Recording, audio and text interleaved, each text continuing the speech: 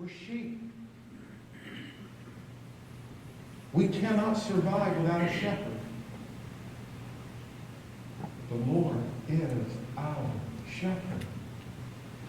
We know from the ancient Near East, shepherds always were with their sheep. They were always caring for their sheep. They were always trying to promote their external comfort. They were always trying to promote their internal comfort. They were always tending to the sheep, taking them to pasture land to graze, taking them to quiet waters to drink, making sure they got the needed rest, always trying to give them the assurance of their presence.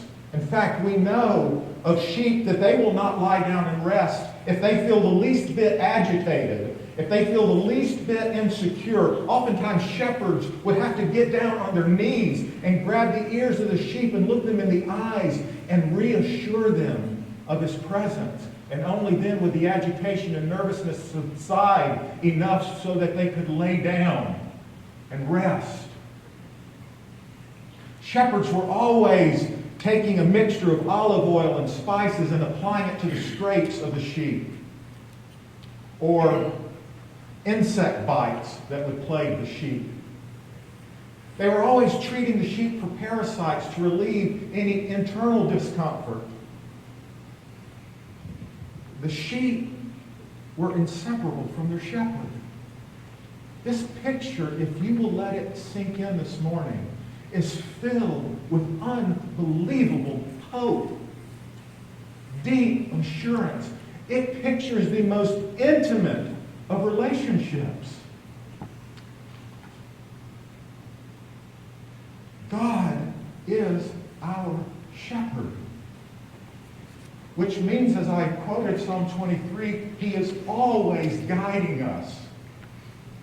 Always with us to guide us and to lead us.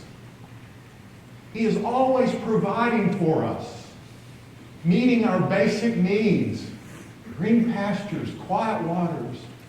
He's always making us feel secure if we will look to Him for our security, so that we can lie down in green pastures, so that we can have our souls restored.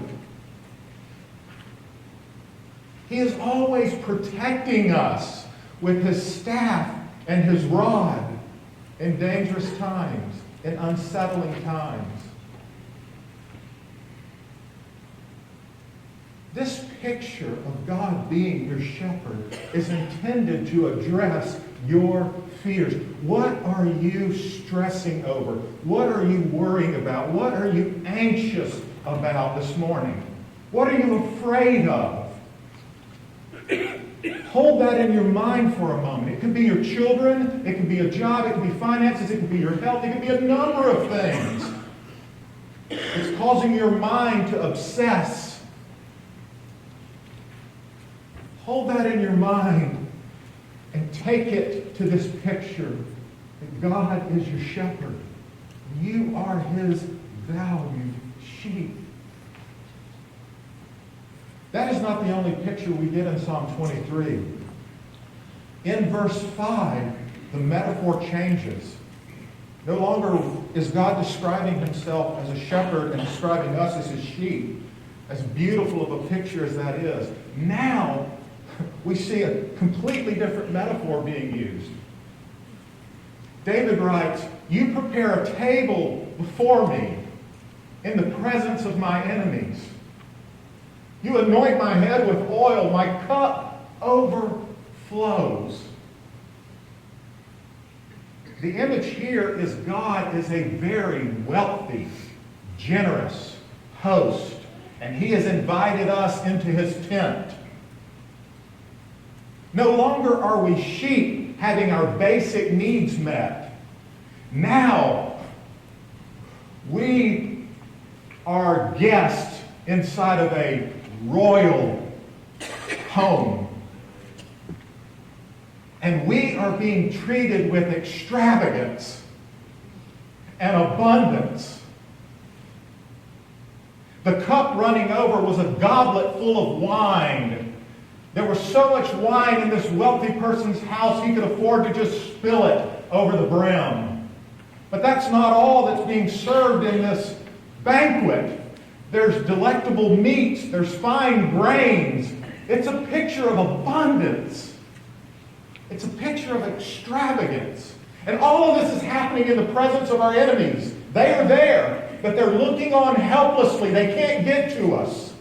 They can't do us any harm. We're feasting in the house of the Lord. And He is a generous host. And He's not just meeting our basic needs. He's lavishing us with blessing. The image is intended to evoke the idea that with God, we can enjoy secure happiness, undisturbed joy, even while we live in a frightening world, in the presence of our enemies. We can feast with God as this incredibly generous. In fact, so generous, He's being wasteful at the banquet table with us.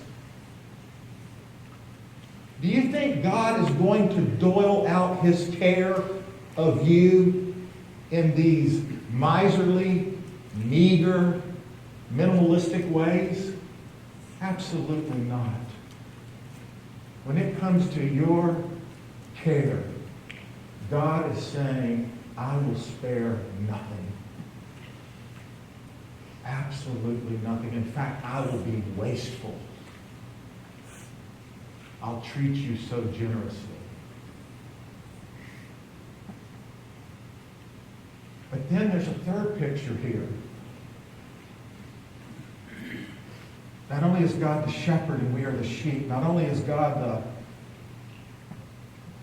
the wealthy man who has invited us into His royal presence and He's treating us over the top in such extravagant ways.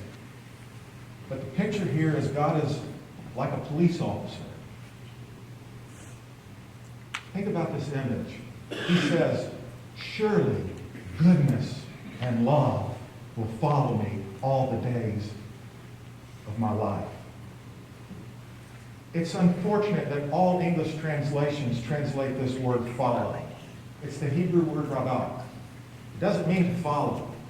It's a word that involves an intense pursuit of somebody. It was often used of